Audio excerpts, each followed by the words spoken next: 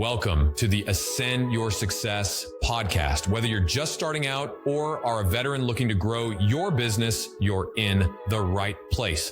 Join us to learn how to achieve financial freedom while working and living life on your own terms. Hear valuable insights, strategies, and interviews with successful entrepreneurs. Get ready to achieve the success you've always dreamed of. Ready? Let's go. What's going on, guys? My name is Wyatt Reed, and this is the Ascend Your Success podcast. And today I get to talk to my friend Phil. And we just recently met, man, but I have a good feeling this is going to be a good episode because we do a lot of the same stuff. So, dude, thank you so much for being on the podcast. And if you don't mind, just introduce yourself a little bit.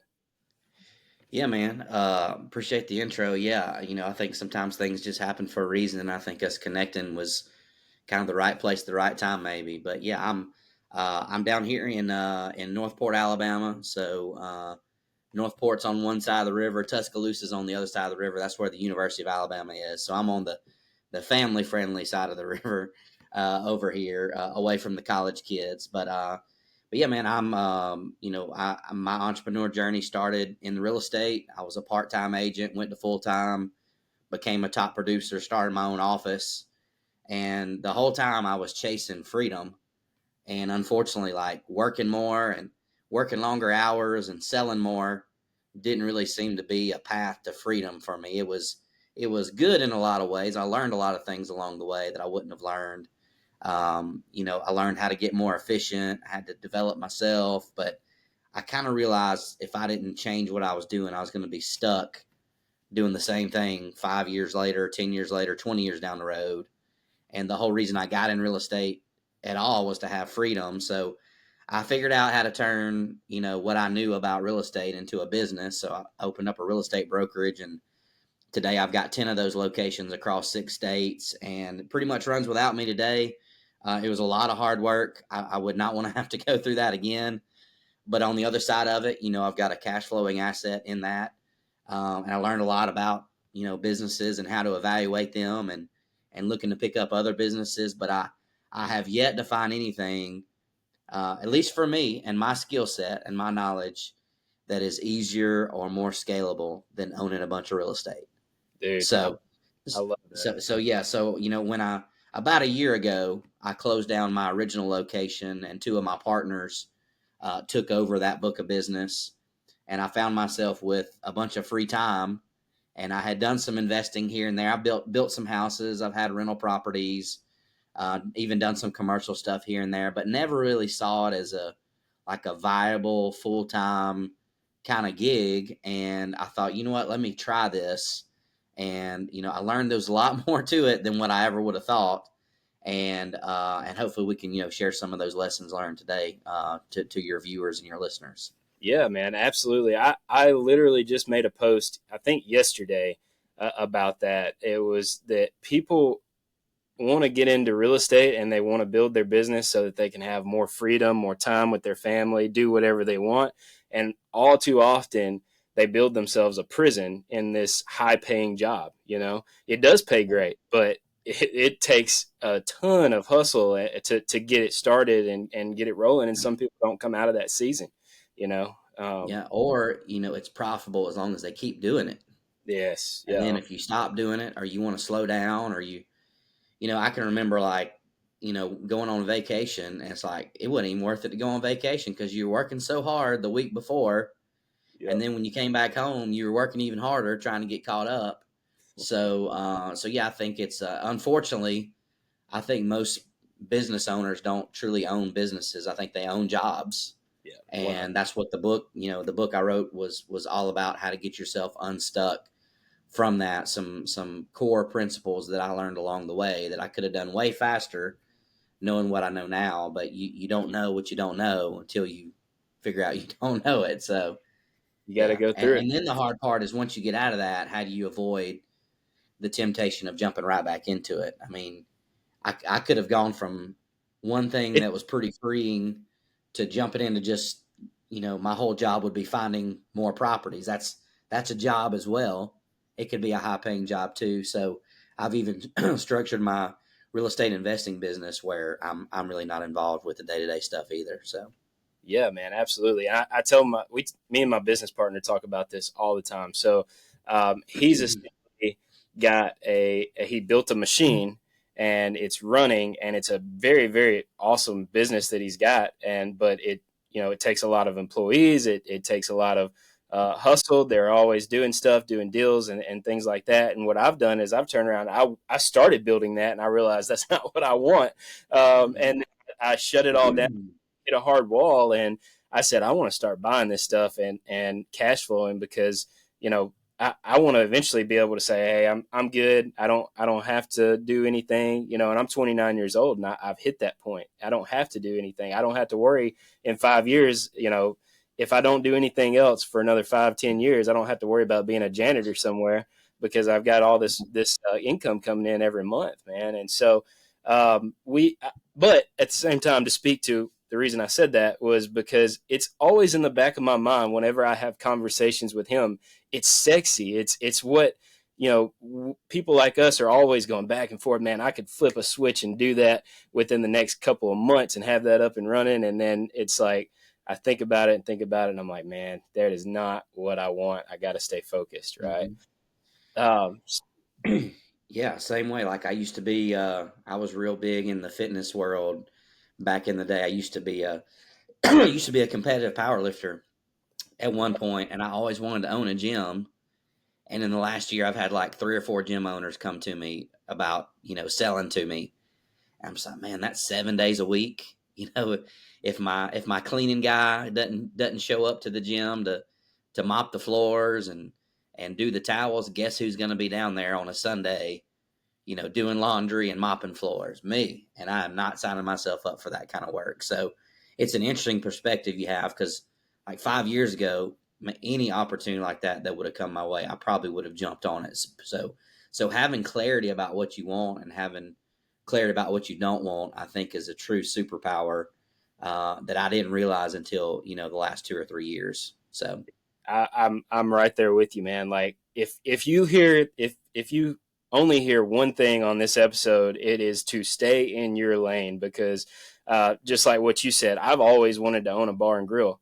I bought a bar and grill. I actually took action on it and bought it, and I had it shut down in, I think, 8 months, because it drove me nuts. It was I was losing money left and right, and I couldn't take it anymore. So stay in your lane. yeah, Dude, tell us. that's a great analogy. Yeah, stay in your lane. Put on blinders. I think of like the horses, that have the little blinder things where they can't really see left or right. But it's hard, man. We, especially as entrepreneurs, we see things, and we have I have the confidence I could pretty much jump into any small business and I could take it and grow it and scale it. But just because I could do it doesn't mean I should do it. 100%, man. So a lot of people that listen to this podcast are brand new. So tell us, kind of where you got started in real estate versus like where you are now, and how did you make that transition, or are you doing the same things you were doing when you first got started? Yeah, I mean, honestly, for me, it kind of started in I'd say I started back in 2022. I started originally in probably like 2017. I started having success as, a real estate agent, and I thought, hey, I need to get into rentals.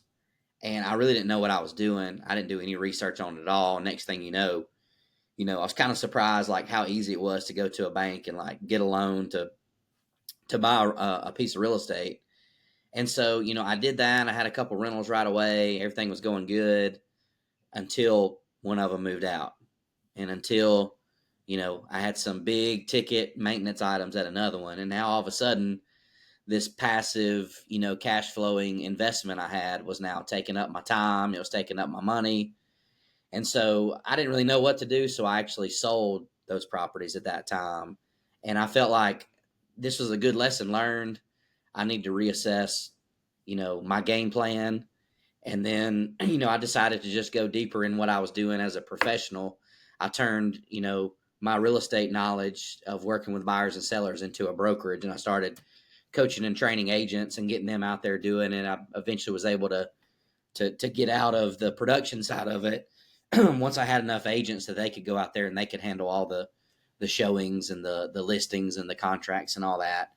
And so in 2022, interest rates, kind of went up big time. A couple of scores, like went from like 2.25%. It seemed like earlier that year to like in the 5.5%.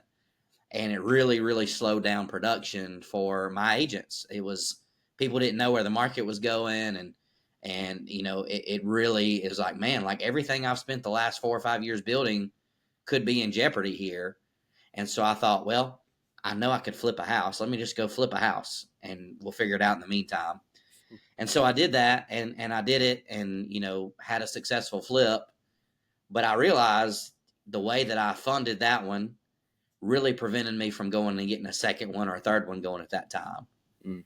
And so I said, man, I've got to figure out a different game plan here. Like if I'm going to really flip houses consistently, I've got to figure out a way to go get the money, because I did not have that much money saved up. I wasn't willing to take out like a line of credit against my house or anything like that. And that's when I found Ron LeGrand, is a big, seller finance guy. I started listening to him. I bought a course through him, kind of took some of the things he teaches and kind of adapted it a little bit. And then I started doing lease purchase options. So I would give somebody, they'd put $10,000 or $15,000 down. They'd have 2 or 3 years to cash me out at a predetermined price that would have been a win for me. And I started doing that, and I thought, man, this is the greatest thing ever. Like I'm getting big down payments up front. I'm not having to pay for any maintenance or any repairs. But I found too, like that was another difficult thing. It was hard finding those deals. It was hard finding the funding for those deals. And so I really started learning about seller financing, and then I discovered private money. And so the deals we're doing today, if we can get them seller financing or creatively, sometimes we don't even finance them. Sometimes we just have a 6-month contract where we owe them a certain amount, within a 6-month period. We do a lot of them that way, and that's kind of our go-to. But if somebody really needs the cash right now, we've developed enough private money sources that if we need to go take one down, we need to close on it in 7 days or 10 days, we can take a property down using private money, and then we can figure out what we're going to do with it after that. So that's basically what I'm doing today. Since January 1st, we've flipped 11 houses, made money on 10, lost money on 1. So learned a lot along the way on that. And a lot of the ones we're flipping right now are ones that we're not even renovating. Yep. We've gotten a lot better at the lead generation side of things, and we can get them at such a good price that we can get them under contract. We can throw them on the MLS with a listing agent. And if we can make 15 or 20 grand without doing anything to them, that is our go-to first. Big. So yeah, that's kind of what we learned. The one that we lost money on, learned so many things along the way. It was a huge renovation. It was a house that had been in a fire. Luckily, it didn't actually cause much structure damage, but all the sheetrock had to be torn out. All the wiring had to be torn out. The HVAC had to be redone. Just things that we really did not expect on that property had to be done. And once we were in it, you kind of had to keep going, or else you're going to have a property sitting there that was halfway finished that still smelled like smoke. Mm-hmm. And so we had to go above and beyond just to get that one. And we actually got a contract on it in the last 24 hours. So we lost money on that one, not a ton, but we definitely lost money on 1 out of the 11. Yeah. And, those are numbers that I think I'm okay with working on. Yeah. More wins than losses. That's the biggest thing. Like, it's okay to take losses as long as you're winning more than you're losing, right? One thing I learned when I was growing my real estate brokerage was, if I had 5 agents and I lost 2, that was a huge hit. Mm-hmm. But if I had 30 real estate agents working for me and I lost 2, it still kind of stings. Like, you never want to lose anybody. But if you lose 2 people out of your 30, you still got 28 that are still there. Right. So I've just learned along the way safer to go big on things. Mm-hmm. If you're going to do one flip a year, man, you better make sure that one flip a year is a big win.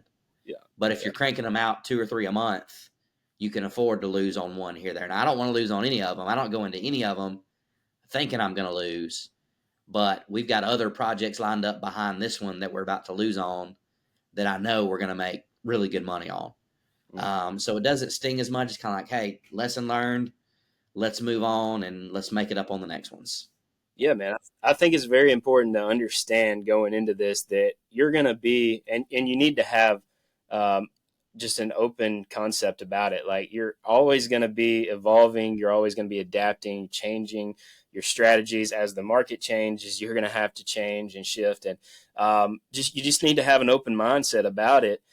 Because I had a similar story. I started out buying rentals. I thought wholesaling was really sketchy. So I wanted to buy rentals. Then I realized, $200, $300 a month, it's going to take a lot of rentals. And then if one HVAC system goes out, I'm screwed. Right.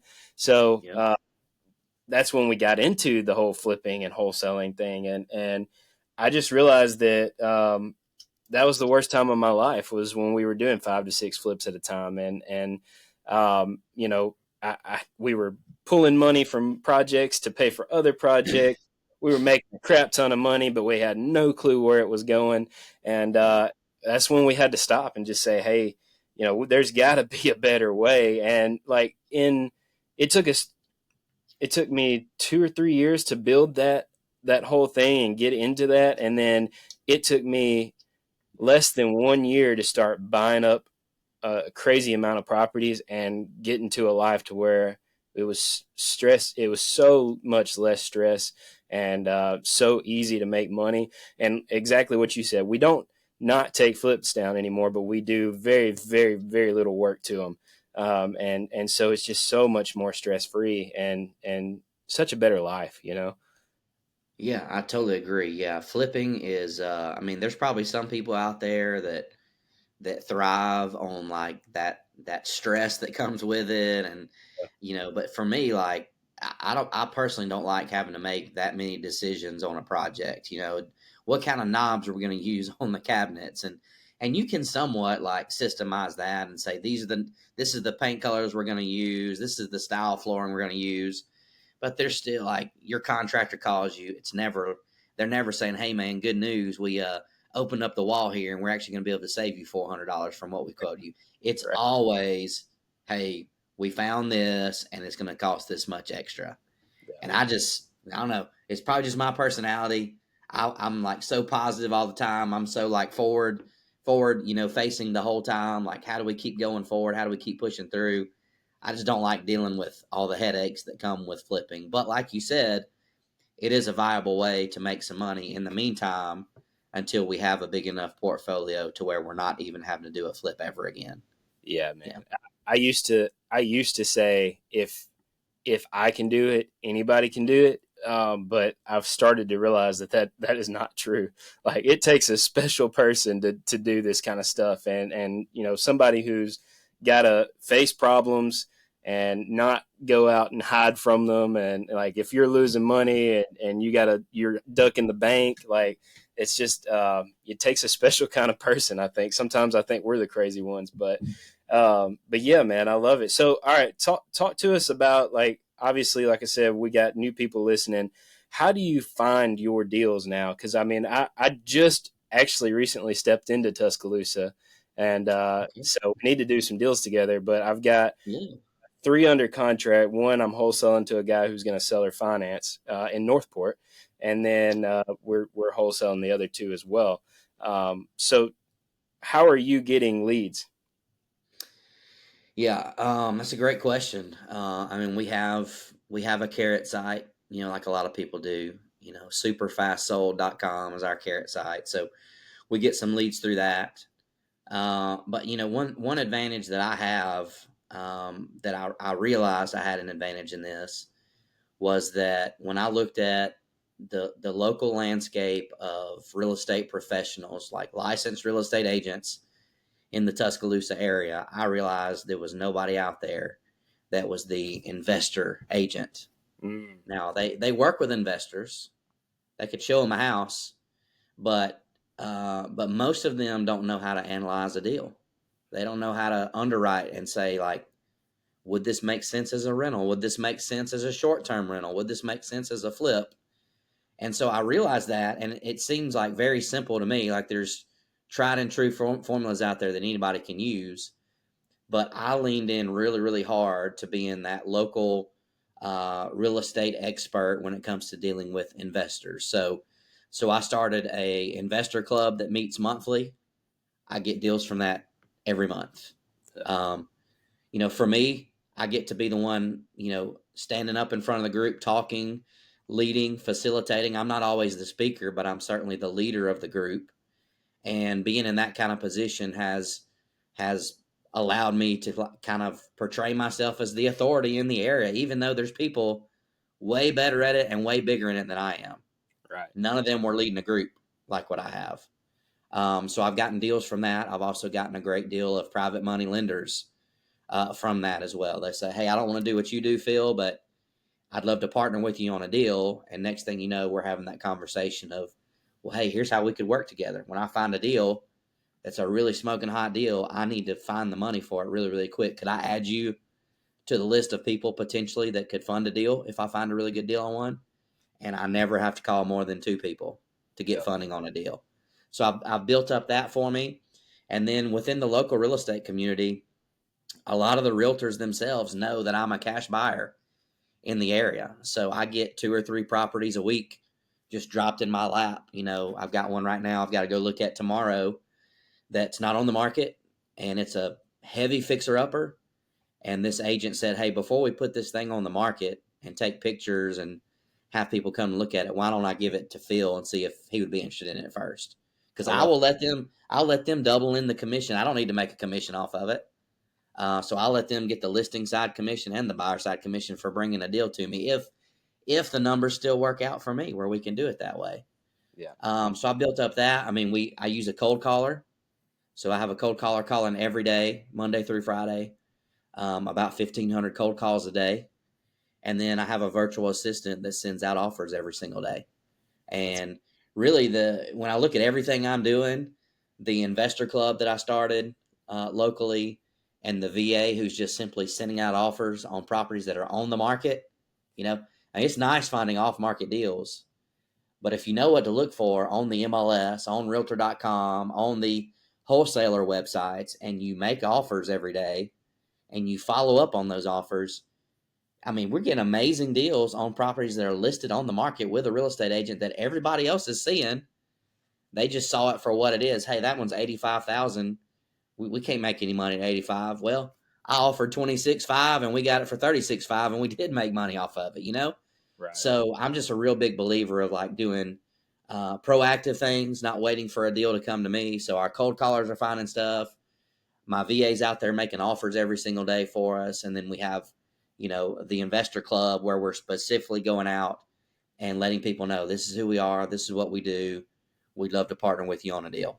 So Dude, that's awesome. Yeah, I love it. I agree 100%. I think even if you're doing paid lead sources, you need to do free lead sources as well. There's power in the network, and like you've obviously built that. And so like what I see is a lot of times if one of our students is going to be doing like postcards, for example, well, there's 2 to 3 weeks in between when you decide you're going to do it and they actually hit doors, right? And then what I see is like when they get on the calls, they're like not doing anything. We're just waiting on postcards to drop. I'm like, why? Why in the world would you do that? You need to be going to investor groups. You need to be getting in and building relationships with wholesalers and agents. And honestly, I wish I would have known you before, because that was the first thing that we did is me and my partner met up over there, and we went around town and we met with some agents, man. And like, I was really let down with the people we talked to. And so it's very, very important. Like you said, if you're going to work with agents, you need to work with agents who are in the investing side as well.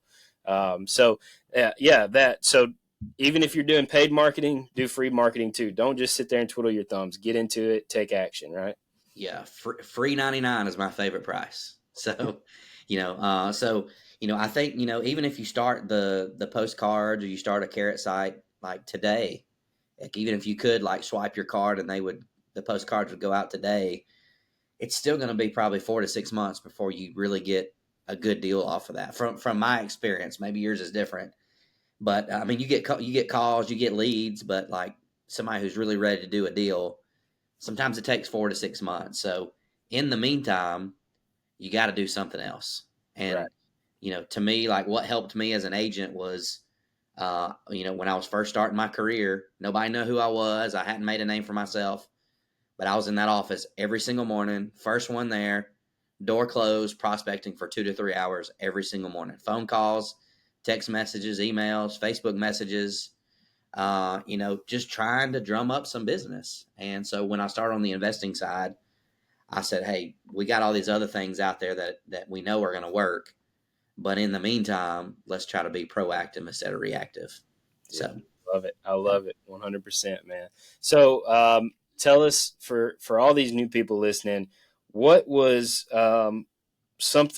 what was that aha moment that that just changed that trajectory of your business? Like tell us a little bit about that. Give us a nugget on if you could go back and do it again, what would you do differently? Yeah, I mean, I think so much of it in the beginning is there's so many ways you can go. I mean, you can make a good living flipping. You can, I had kind of the same experience with wholesalers. I thought wholesalers were shady, were unethical, and to be honest with you, like a fair amount of them probably are. But wholesaling, when it's done the right way, is actually a legitimate way to solve people's problems and monetize a deal that doesn't fit your buy box. So I think I just didn't know what I didn't know. I was eager to go out there and learn.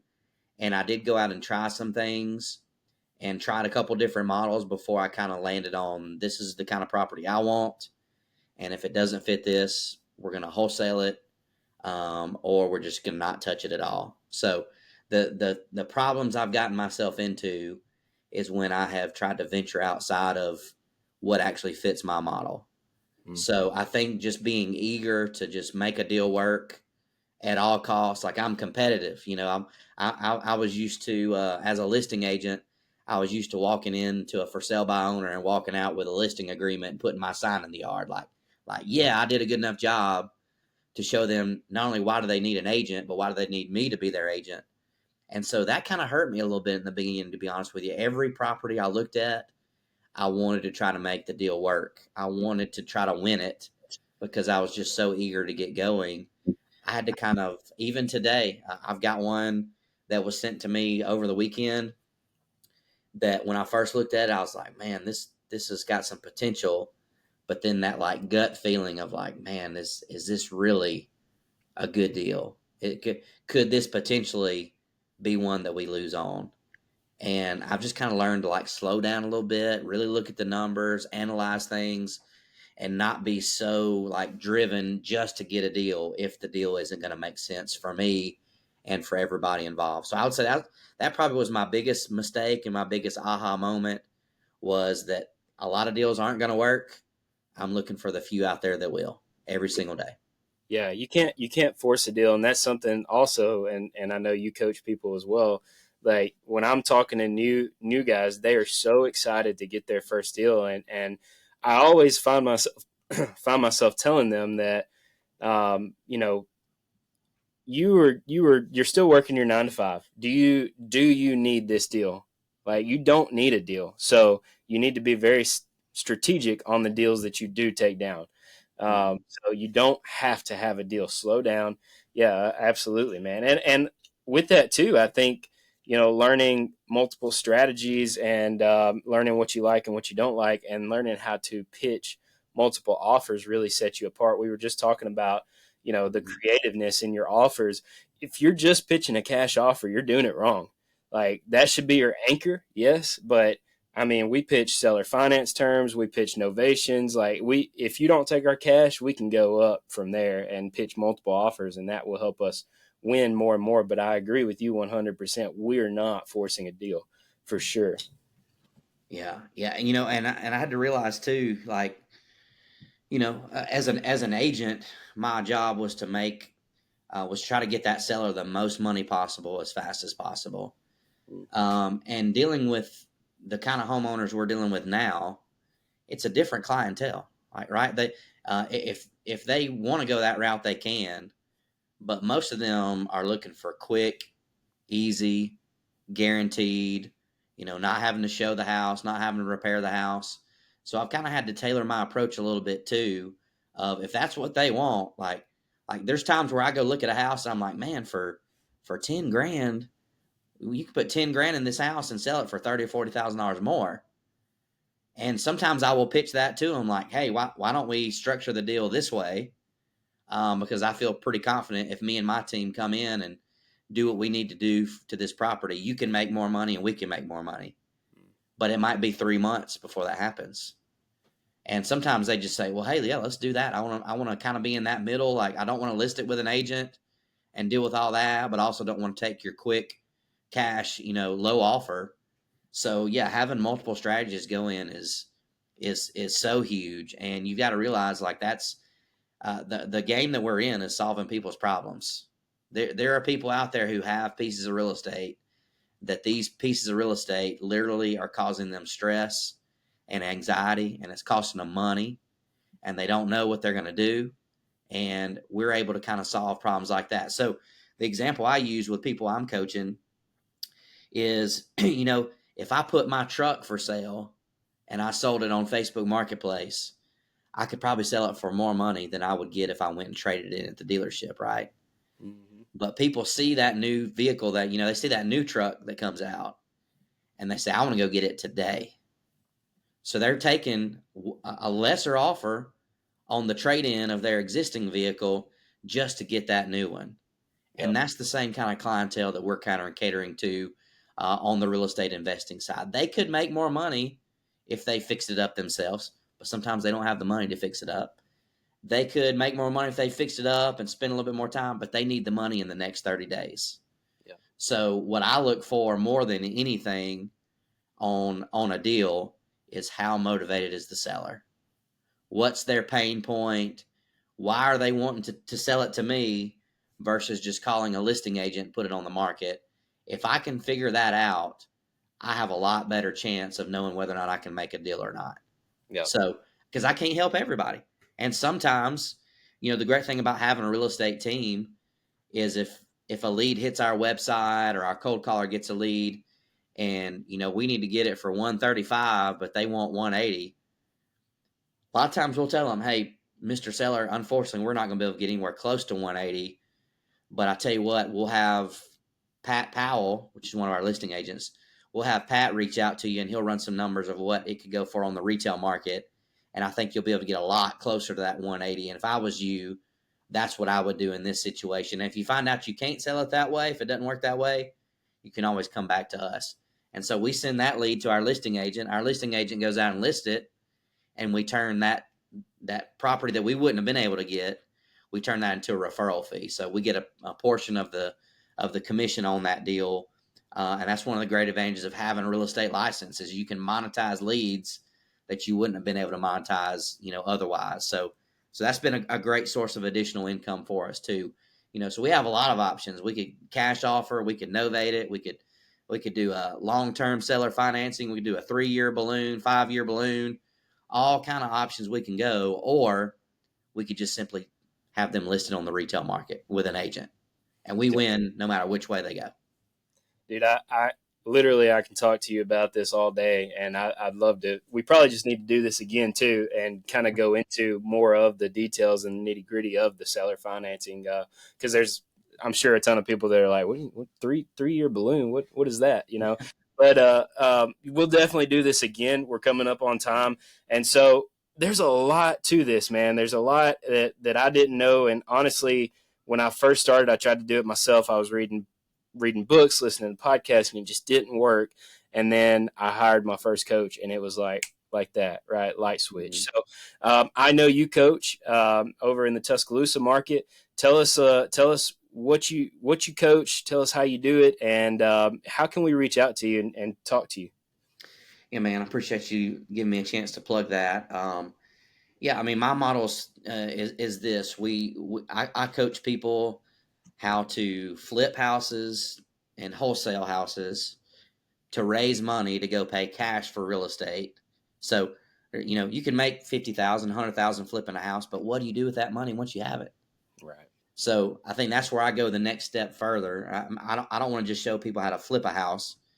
I want to flip a house to raise money, and then we're going to take that money to go buy a house that we're then going to own or finance to somebody over a 30-year period. That way we're getting monthly cash flow.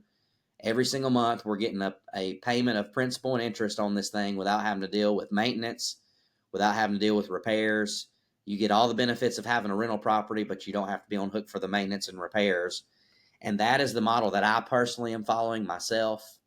And it works for all kind of properties out there. You could do it for commercial. You could do it for storage units. You could do it for single family residences. We've even done quite a bit of vacant churches. We find vacant church buildings and we buy them, and we find somebody that's needing a space, for their church, and we own or finance it to them. Wow. So, the model really doesn't change. It's, we like owner financing properties to people. We do it on a contract for deed. So the property stays in our name until they've paid us off. So we get to continue, getting those depreciation benefits on our income taxes because the property stays in our name until they've paid it off. And I do a Zoom call every single Thursday. If people look me up on Facebook, you can find links to that. It's every single Thursday. If you can't attend that Zoom call live, as long as you register, I send out the recording of that call every Friday. And we got coaching programs starting at $149 for a whole year, all the way up to $25,000 for 12 sessions, depending on what you're wanting to do and how far you're wanting to go and how fast you want to do it. So in today's day and age, there is no excuse out there to not have a coach. So do your due diligence. There's a lot of good coaches out there. I know Wyatt's got a great program as well. We're talking about partnering on some stuff going forward. So maybe we'll do another episode when we get ready to drop that. But having a coach is going to be the ultimate cheat code. 100%. I hired a coach when I was trying to be a successful realtor. I became successful. I hired a coach to help me grow my brokerage. I went out and found somebody that was known to be coaching the top team leaders and the top broker owners in the country. Coach with him. Next thing you know, I've got 10 locations across 6 states. So, you're going to learn one way or the other. It's either going to be expensive hiring a coach, which $149 might be expensive to some people. There was a time where that would have been expensive to me. But you're either going to pay for it in coaching or you're going to find out the hard way on your own. So Yep. I would rather have the coach and avoid some of the heartaches that come with learning on your own, because the market will teach you one way or the other. Yeah. Yeah. Not that there won't be anything go wrong. But I always tell my guys, I'm like, man, you don't know the crap that we had to go through so that you don't have to. We can kind of guide you through all of that, and hopefully you don't have to go through the same crap that we went through. And like, why in the world would I try to figure it out and do it myself and build this thing when so many other people have already built it, gone through it, and I can just take that and run with it, right? So 100%. So how do we get a hold of you? Facebook? Yeah, I'd say, the Facebook. I've got a YouTube channel out there too, where I put, free coaching content out there as well. But yeah, you go to my Facebook profile, it's going to be in my bio. It's going to be, if you just scroll through a couple Facebook posts, you'll find one talking about, Thursday's training, and you can also DM me and I can get you registered for that too. But I do that every week. Again, I'm all about contribution, all about giving back. I can't give away everything on those Thursday calls. There's just not enough time. But that's a great way to kind of, let folks taste the ice cream, so to say. So don't have to pay anything. Don't have to sign up for coaching. Hop on a Thursday call. See if you like, the environment, the culture, the stuff that's being put out. And if you do, then you can go further. So. Heck yeah, I love it, man. Thank you so much for being on. I hope that we can do this again and get more nitty gritty about seller financing. But dude, I think this was awesome. So thank you so much. Yeah, man. Thanks for what you're doing. And hopefully I'll be able to catch up with you next time you come down to T-Town. So absolutely, man. Appreciate it. Hey guys, I really appreciate you listening. And hey, if you're interested in learning how to do what we do, maybe you heard something today that sparked your interest, just fill out an application. Go to ascendyoursuccess.com. Whether you're a beginner, whether you're advanced, let's hop on a phone call and talk about it and see if we're a right fit for you and you're a right fit for us. Have a great rest of the day.